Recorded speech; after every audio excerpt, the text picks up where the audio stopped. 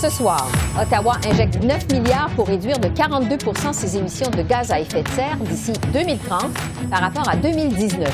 La réaction de notre panel de députés. Que pensent les environnementalistes des cibles fixées par Ottawa? On reçoit Patrick Bonnet de Greenpeace et Léa Hilardeau d'Environnement Jeunesse. Le Québec propose une vaste réforme de son système de santé d'ici 3 ans. L'analyse du spécialiste et professeur émérite André-Pierre Contandriopoulos. Bonsoir, Mesdames, Messieurs. Le premier ministre Justin Trudeau a détaillé aujourd'hui comment le Canada entend s'y prendre pour réduire ses émissions de gaz à effet de serre pour 2030. De passage à Vancouver, M. Trudeau a annoncé un plan d'une valeur de 9,1 milliards de dollars. L'objectif pour le Canada est de réduire de 40 à 45 ses émissions en 2030 par rapport à 2005. Pour y arriver, le plan fédéral prévoit que l'industrie pétrolière et gazière réduise leurs émissions de 42 d'ici les 8 prochaines années par rapport à 2019. Le Canada se tournera également vers la production de pétrole et de gaz à faible teneur en carbone. Dans le secteur de l'électricité, les émissions seront aussi appelées à diminuer, selon Ottawa, qui prévoit des investissements dans les infrastructures d'électricité propres. Des réductions d'émissions sont également prévues dans le secteur des bâtiments avec la modernisation du parc immobilier et la construction de nouveaux bâtiments carboneutres. Enfin, une nouvelle réglementation imposera que 20 des véhicules neufs vendus au pays d'ici 2026 devront être des véhicules à zéro émission. Ce seuil passera à 60 en 2030. C'est un plan concret qui va arriver aux 40 de réduction dont on a besoin en 2030 pour être à net zéro en 2050.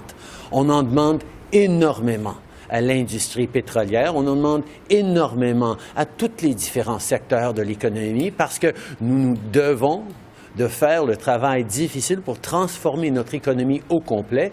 Et je dois souligner que c'est plus difficile que ce que ça aurait été si pendant 10 ans, on n'avait pas eu un gouvernement conservateur qui a refusé de faire quoi que ce soit pour réduire les émissions dans le secteur pétrolier, mais à travers l'économie. Je discute maintenant de ce plan de réduction des gaz à effet de serre avec notre panel de députés. Pour les libéraux, Julie Dabruzin. Pour les conservateurs, Luc Berthold. Pour le Bloc québécois, Monique Posé. Et pour le NPD, Alexandre Boulris. Alors, bonsoir à vous quatre. Bonsoir. Luc Berthold, je vais commencer avec vous parce qu'on vient d'entendre le premier ministre Trudeau dire que le Canada doit en faire plus aujourd'hui parce que l'ancien gouvernement de Stephen Harper a refusé de faire quoi que ce soit pour réduire les émissions du secteur pétrolier. Qu'est-ce que vous répondez à M. Trudeau aujourd'hui? Ben, c'est totalement ridicule. Depuis 2016, les émissions de gaz à effet de serre au Canada ont augmenté. Je pense que M. Trudeau, aujourd'hui, est celui qui a le moins de crédibilité parce que la réaction du gouvernement libéral à cette incapacité à atteindre les cibles de Paris, les premières cibles de Paris qui ont été fixées à l'époque, ça a été de fixer des normes encore plus élevées, plus sévères, qui vont coûter encore plus cher à l'ensemble des Canadiens. On vise absolument tous les secteurs. Donc, de prétendre que les conservateurs n'avaient rien fait, c'est de ne pas voir la réalité en pleine face pour M. Trudeau. Et le moment de cette annonce, d'après moi, arrive très mal dans la situation mondiale actuelle, alors qu'on envoie un message à nos alliés, particulièrement en Europe, que le Canada va tranquillement se retirer de la production et se retirer de la possibilité de devenir un allié important pour fournir des énergies dont l'Europe a absolument besoin. Au Bloc québécois, Monique Posé, vous demandiez justement au gouvernement de s'attaquer aux émissions du secteur gazier et pétrolier, ce qui est prévu dans le plan qui a été présenté aujourd'hui. Qu'est-ce que vous pensez de façon générale de ce plan des libéraux? Bien, d'abord, j'aimerais vous dire que pour nous, c'est un document.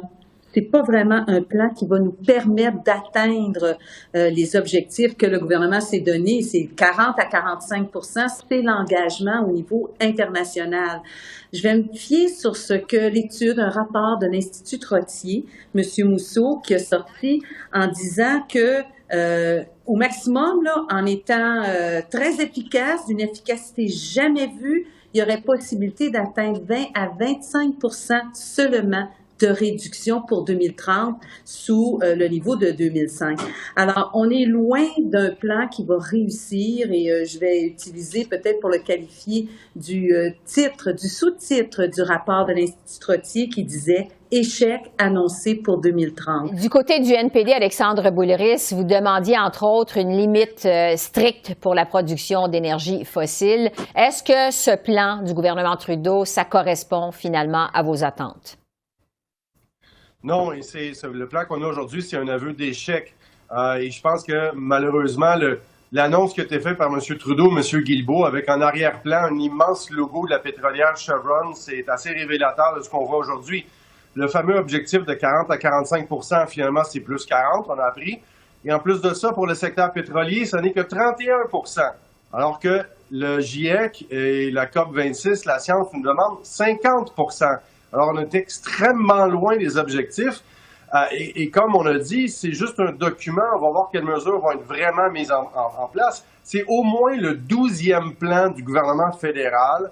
C'est au moins le 9e objectif qu'on se fixe. Et le gouvernement fédéral, sur ces 9 objectifs-là, dans le temps, on a atteint 0.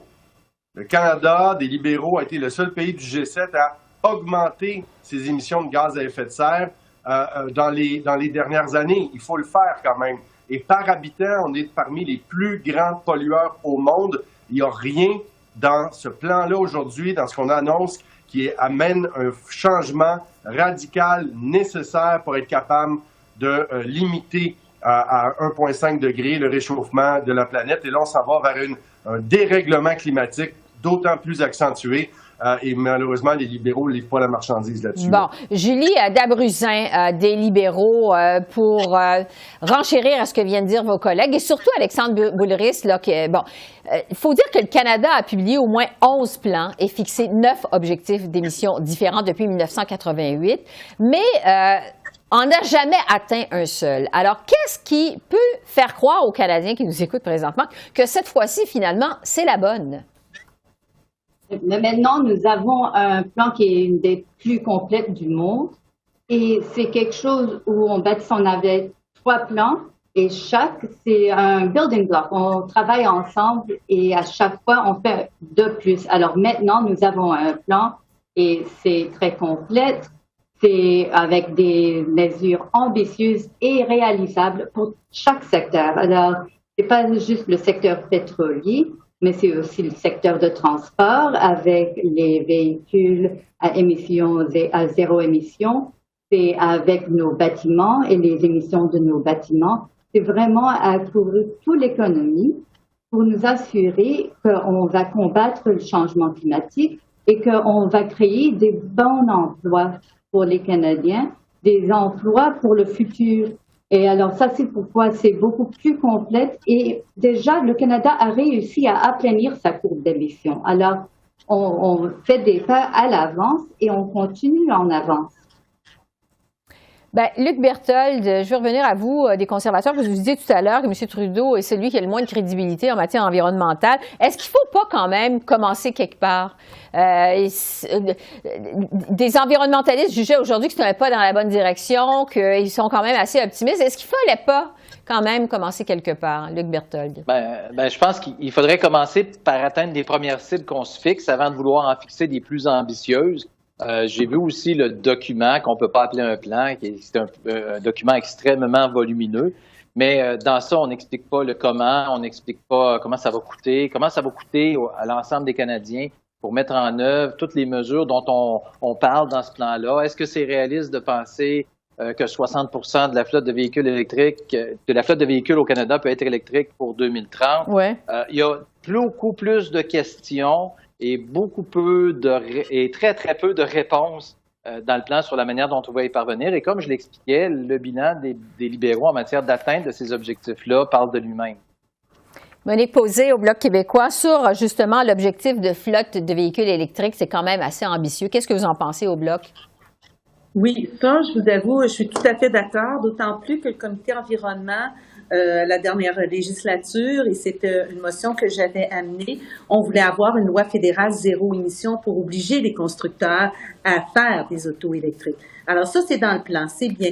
Mais vous savez, au Bloc, on ne dit pas qu'il n'y en a pas de bonnes idées, là. Il y en a des idées dans le plan, sauf que additionner toutes ces idées-là ne permettra pas d'atteindre la cible que le gouvernement s'est lui-même donnée de 40 à 45 d'ici 2030. C'est la cible à laquelle il s'est engagé au niveau international.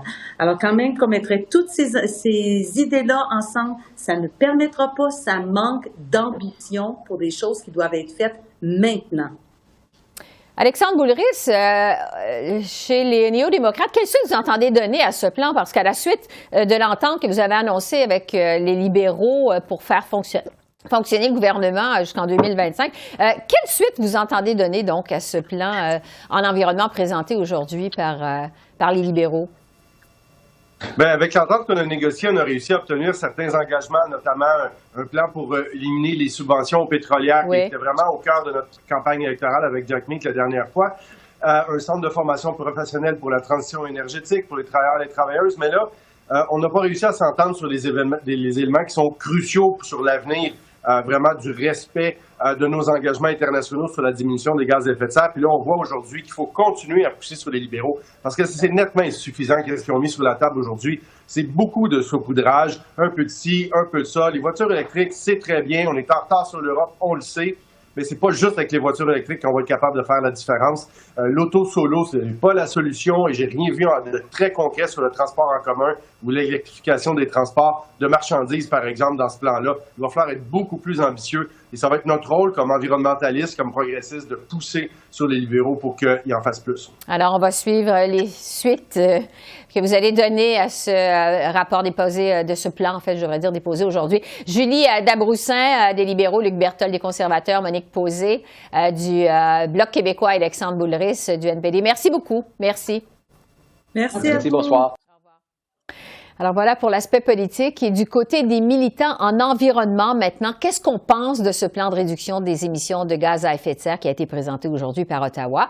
Je retrouve Patrick Bonin, qui est responsable de la campagne climat-énergie chez Greenpeace Canada, et Léa Hilardeau, qui est vice-présidente politique et communication chez Environnement Jeunesse. Alors bonsoir à vous deux. Bonsoir. On l'a dit d'entrée de jeu, plusieurs mesures en fait qui totalisent 9,1 milliards de dollars. De façon générale, d'abord, quelle est votre première réaction à ce plan? Patrick Bonin, je vais commencer avec vous. C'est un plan dans la bonne direction. C'est particulièrement intéressant de voir pour la première fois le secteur pétrolier-gazier est appelé à réduire de manière significative ses émissions. Par contre, ce qu'on demande au secteur, c'est largement insuffisant. Il y a énormément aussi de mesures qui se basent sur du potentiel financement public et des technologies comme la séquestration et capture de carbone. Donc, on se rapproche du 40 %. Malheureusement, c'était la cible la moins ambitieuse. Le gouvernement visait moins 40 à moins 45 %. Donc, il y a encore beaucoup de travail à faire pour implanter ce plan-là, pour réglementer également, pour s'assurer que le Canada va respecter sa cible probablement pour la première fois, on l'espère. Oui. Léa Hilardeau, de votre côté, est-ce que ce plan national, ça répond à vos attentes chez Environnement Jeunesse? Évidemment, c'est sûr que c'est la première fois au Canada, on voit ça de façon positive, qu'on a un plan crédible qui nous montre quand même de façon détaillée comment on atteint cet objectif de réduction des émissions de 40 %. Alors évidemment, on est quand même déçu que le Canada ait choisi de sélectionner la fourchette basse. Il avait un objectif de 40 à 45 %, alors que finalement, si on veut respecter l'objectif global de maintien de la température du globe à 1,5 degrés Celsius, qui est indispensable finalement pour qu'on puisse avoir un monde viable pour les générations futures et les jeunes générations. La juste part du Canada, selon les analyses, elle serait plus autour de 60 % de réduction des émissions de gaz à effet de serre. Si on regarde ces mesures plus dans le détail maintenant, en ce qui concerne le secteur du pétrole et du gaz qui devra réduire ses émissions, on dit jusqu'à 42 % par rapport au niveau de 2019. Patrick Bonin, quand même, ça semble beaucoup. Est-ce que c'est une cible qui est réaliste? Non seulement c'est réaliste, mais c'est largement insuffisant en termes d'ambition. Si on regarde par rapport à 2005, ce qui est l'objectif du gouvernement, en fait, c'est une réduction de 31 % du secteur pétrolier et gazier. Si vous comparez, par exemple, avec la production d'électricité, la réduction serait de 88 %. Donc, actuellement, le secteur pétrolier et gazier n'en ferait pas suffisamment et beaucoup moins que ce que l'ensemble de l'économie devra faire. De plus, il y a énormément de financements qui risquent de venir lors du prochain budget pour les entreprises pétrolières et gazières, entre autres pour la séquestration et la capture de carbone, qui viendraient se faire payer essentiellement par de l'argent public, alors que ça devrait être payé par les pollueurs qu'ils paient pour leur réduction d'émissions. À ça, évidemment, s'ajoutent d'autres craintes, je vous dirais, sur l'ensemble de l'économie, parce que en termes de transition juste, d'aide pour les travailleurs, pour les communautés, pour créer, par exemple, des emplois verts dans les énergies propres, eh bien, il y a très peu dans ce plan. Oui. Léa Hilardo, on vient d'entendre Patrick Bonnet qui dit que c'est pas assez ambitieux. Est-ce que ça vous semble, de votre côté, assez pour faire une vraie différence? Ben non, malheureusement, parce que le secteur pétrolier et gazier, c'est celui qui contribue le plus, en fait, dans la part de nos émissions à l'échelle nationale, et c'est le secteur dont les émissions continuent de croître actuellement. Donc, effectivement, c'est indispensable de s'y pencher. Puis c'est la première fois qu'on a quand même un objectif de réduction, donc c'est quand même quelque chose de positif, mais il faut vraiment aller plus loin si on veut vraiment atteindre nos objectifs. Et donc c'est ça la question pour nous qui est fondamentale aussi et qui est mentionnée quand même à plusieurs reprises dans le texte, c'est l'accompagnement justement des travailleurs et travailleuses des secteurs justement pétroliers, gaziers, c'est ça, vers une transition vers des emplois durables. Ça, le gouvernement, c'est indispensable qu'il pense et qu'il agisse en fait dans cet objectif de transition juste, parce que sinon c'est encore les communautés les plus vulnérables qui vont payer pour cette transition. Le Canada compte aussi se tourner notamment vers la production de pétrole et de gaz dite à faible teneur en carbone. Patrick, qu'est-ce que vous pensez de cette solution, de cette approche?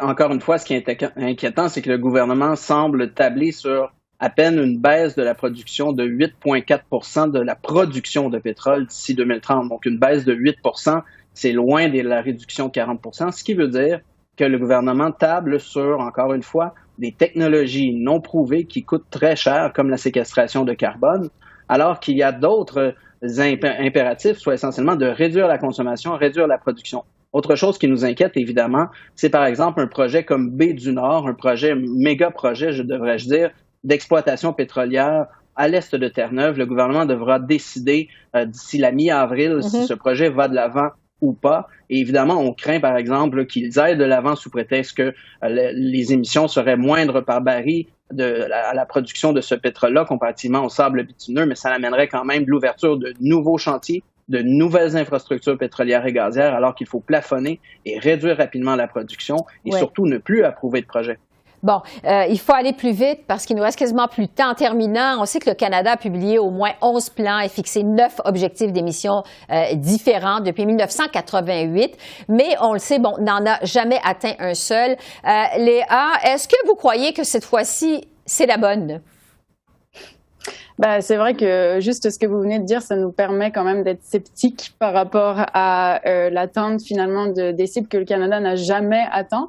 Donc là, j'ose croire qu'avec un ministre de l'Environnement comme M. Guilbeault, qui a un gouvernement qui nous fait croire ou qui nous montre quand même des gestes quand même prometteurs, on a envie de le croire. Finalement, je peux pas vous dire que c'est un échec, parce que finalement, on a plus effectivement de temps, et c'est vraiment une question qui est cruciale, et donc j'ose croire finalement que ce plan-ci, qui a quand même des mécanismes de reddition de comptes, ce qui est le plus important finalement, il y a des échéances tous les 2 ans, 2023-2025, le gouvernement devra nous faire une reddition de comptes, donc on va le savoir très rapidement finalement si ce plan-là n'est pas du tout respecté, donc c'est ça, mais oui, j'ose croire malgré que cette fois-ci ça va être la bonne. Patrick, en 30 secondes, quel bilan vous faites du travail des libéraux de M. Trudeau en matière d'environnement jusqu'ici?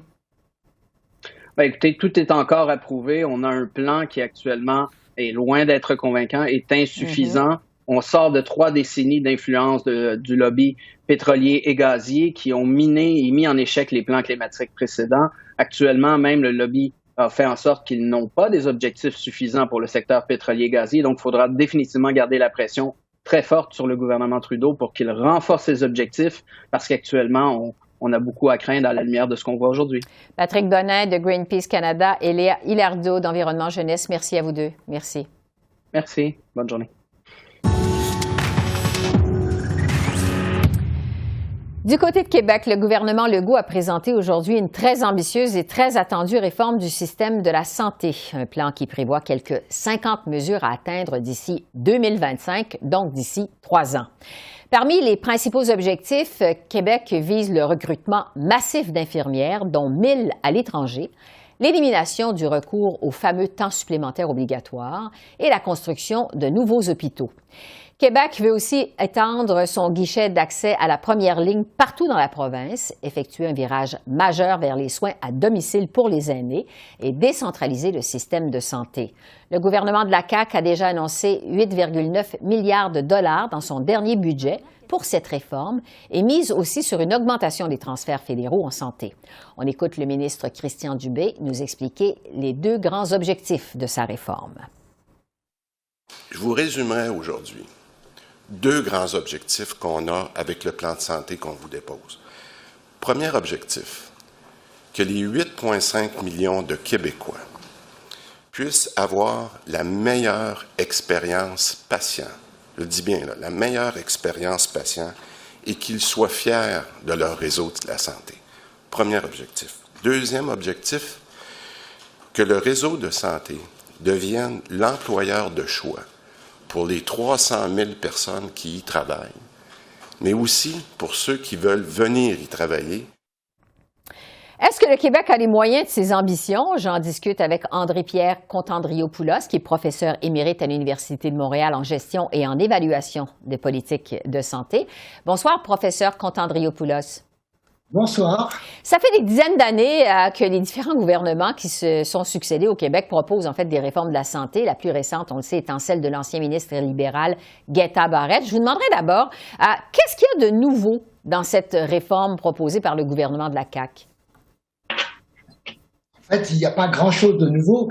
Et M. Dubé, d'ailleurs, le dit. Il dit les enquêtes qui m'ont précédé ont identifié de façon tout à fait claire ce qu'il y avait à faire. Autrement dit, depuis le rapport Gaston-Guay, dont M. Dubé ne parle jamais, en passant par le rapport Rochon, par la commission Claire, par la réforme de M. Couillard, la réforme de M. Barrette, et ainsi de suite, on sait en très très gros, et même en détail, ce qu'il faudrait faire.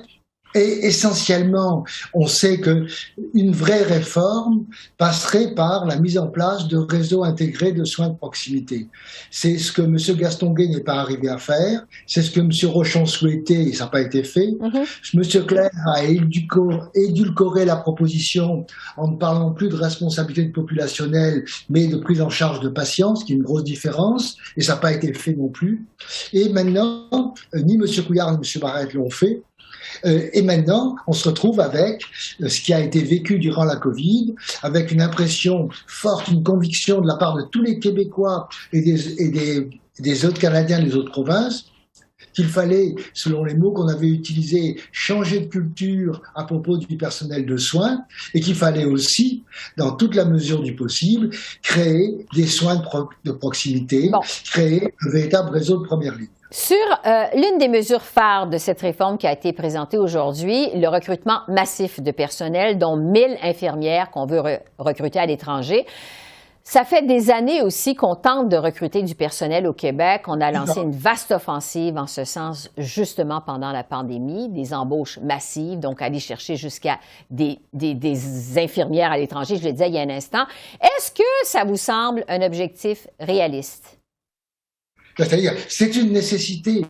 C'est-à-dire qu'il faudrait que toutes les personnes qui sont formées dans les soins, et entre autres toutes les personnes qui ont une formation d'infirmière, de préposée, d'infirmière auxiliaire, puissent travailler, veuillent travailler. Et ce qu'on a appelé une transformation de la culture des soins, ça serait que ce travail-là soit un travail valorisé, encouragé, dans lequel on a des responsabilités. Et donc, tout ce qui va tourner autour de la revalorisation du travail professionnel et du travail de soins est une bonne idée. L'idée, à la veille d'élection, de dire à cette fois-ci on le fait sérieusement, on va chercher à l'étranger du personnel, quand on sait que dans tous les pays développés on manque de personnel, j'ai pas l'impression qu'on va avoir un succès phénoménal. Parce que Québec veut aussi mieux retenir ces travailleurs de la santé en éliminant le temps supplémentaire obligatoire, ce fameux temps supplémentaire obligatoire, ce qu'on appelle le TSO au Québec. À quel point c'est un problème dans le système actuel? Ben, c'est un problème de démotivation majeure. S'il y a des agences privées de soins infirmiers au Québec qui coûtent une fortune et qui donnent des soins qui sont pas toujours adéquats, c'est parce qu'il y avait le temps supplémentaire obligatoire. Et tant qu'il y aura un temps supplémentaire obligatoire, on va démotiver les infirmières, elles vont quitter le réseau. Pour celles qui restent, le temps supplémentaire obligatoire va devenir une nécessité. Et M. Dubé a beau dire « Ah ben on va recruter des infirmières, on va éliminer le recours aux agences, et vous allez voir, le temps supplémentaire obligatoire va diminuer de lui-même », il ne dit pas qu'il va l'éliminer. Et je pense qu'il ne dit pas qu'il va l'éliminer parce qu'il ne pense pas qu'il va pouvoir l'éliminer. Et donc, le climat de travail ne va pas changer de façon radicale. Et même les infirmières qui préviennent de l'étranger ne seront peut-être pas heureuses ici. Un autre point de cette réforme, c'est la décentralisation du système. Québec veut donner plus de pouvoir aux agences, aux régies, aux différentes instances dans les régions. Je me mets à la place d'un patient. Qu'est-ce que ça pourrait venir changer concrètement pour les patients québécois? Je pense qu'il faut le voir de deux façons. Il y a une question de décentralisation administrative qui est pas très intéressante, et il y a une véritable question qui est celle de la création de réseaux de soins de proximité. Au fond, la solution, c'est pas de créer de nouvelles structures. La solution, c'est d'organiser au Québec partout des réseaux de soins intégrés qui seraient adaptés aux besoins de chaque milieu et qui ferait en sorte que chaque personne, où qu'elle soit, qui qu'elle soit, sache qu'elle peut, quand elles sont pas bien, parler à quelqu'un, rencontrer quelqu'un. Ce quelqu'un n'est pas forcément un médecin, ce quelqu'un n'est pas forcément une infirmière, parler à quelqu'un. Et concrètement, il faudrait vraiment que toutes ces personnes soient accueillies sans délai, soient observées, soient écoutées, soient rassurées par un professionnel qui soit attentif à son histoire et à sa singularité. Donc on n'est pas dans un système administratif, on est dans un système de proximité où les gens à qui l'on parle, au fond, ont devant eux notre dossier et de fait nous connaissent en partie. Ouais. Tant qu'on ne sera pas arrivé à créer partout au Québec ces réseaux de soins de proximité, c'est ce que M. Gastonguay recommandé et qui n'a pas été fait avec les CALC, on passera à côté de la vraie solution. Écoutez, c'est pas très compliqué. Monsieur Gastonguay a dit, c'est ça qui est le centre de la réforme que je dois faire. Et ça veut dire qu'on va devoir faire ça. Et pour faire ça, il faut changer le mode de rémunération des médecins. On l'a pas fait. Ouais. Monsieur Rochon a voulu créer des programmes de prise en charge des patients. Il fallait changer le mode de rémunération. On l'a pas fait. Monsieur Clerc, avec beaucoup plus de nuances, parce qu'il était plus proche des intérêts des médecins, a dit il faudrait qu'on arrive quand même à modifier le travail des médecins. On va créer des JMF. Il faut que ces JMF, que les médecins puissent travailler avec d'autres. Mais comment travailler avec d'autres si on est payé pour chacun des actes qu'on fait et si quand quelqu'un d'autre fait un acte que nous on peut faire, on sera moins payé. Ça marche pas. Ouais. Je suis très surpris. Il nous reste quelques secondes en terminant. Je reviens en fait sur ce que je disais en début d'entrevue. Ça fait des décennies que les réformes de la santé se succèdent au Québec. Qu'est-ce qui pourrait nous permettre de croire que cette fois-ci, ça va être la bonne en fait? Est-ce que vous y croyez vraiment? Pour répondre très vite, j'y crois très peu. On a besoin d'annonces, on a besoin de faire quelque chose, tout le monde est d'accord là-dessus. Ce qui est proposé là n'est pas une réforme en profondeur, n'est pas une refondation du système, ce sont des mesures qui peuvent ne pas faire de mal, mais qui ne régleront pas les problèmes. André-Pierre Contandrio-Poulos, je rappelle que vous êtes spécialiste en gestion et en évaluation de politique de santé, professeur émérite à l'Université de Montréal. Merci beaucoup. Merci. Merci. Au revoir. À la prochaine fois. À la prochaine. Et un bref retour sur la scène fédérale pour vous dire qu'on aura une meilleure idée de l'état des finances publiques la semaine prochaine. La vice-première ministre et ministre des Finances, Chrystia Freeland, a finalement annoncé cet après-midi qu'elle déposera son prochain budget le jeudi 7 avril. Alors voilà, c'est comme ça qu'on a vu l'essentiel de l'actualité de ce mardi 29 mars sur la colline parlementaire à Ottawa. Esther Bégin qui vous remercie d'être à l'antenne de CEPAC, la chaîne d'affaires publiques par câble. Je vous souhaite une excellente fin de soirée et je vous dis à demain.